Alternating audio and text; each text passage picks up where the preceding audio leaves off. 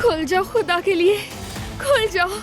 मत रो अम्मी की जान, तुम्हारी अम्मी महसूस करेंगी। चुप ही नहीं हो रहा ये तो। आओ बेटी आओ। अगर उनकी नजर हमारे घर पर है तो उनको लगेगा मीरान साथ में है। फोन जल्दी उठाओ जवाहिर, जल्दी। हाँ बोलो हसन। बारान अभी अभी निकला है बच्चे के साथ। बच्चा हवेली में है या नहीं जाकर देखो।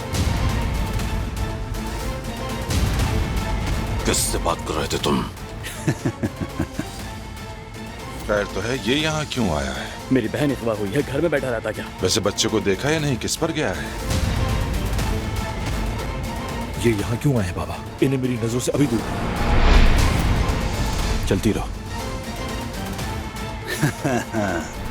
तुम्हारी गोली मुझ तक पहुंचने से पहले दिलान को खत्म कर दूंगा। इसकी बात मत मानना तुम, ये तुम्हें नुकसान पहुंचाएगा। साबित करने का वक्त आ गया कि तुम कितनी मेहनती शागिर्द हो।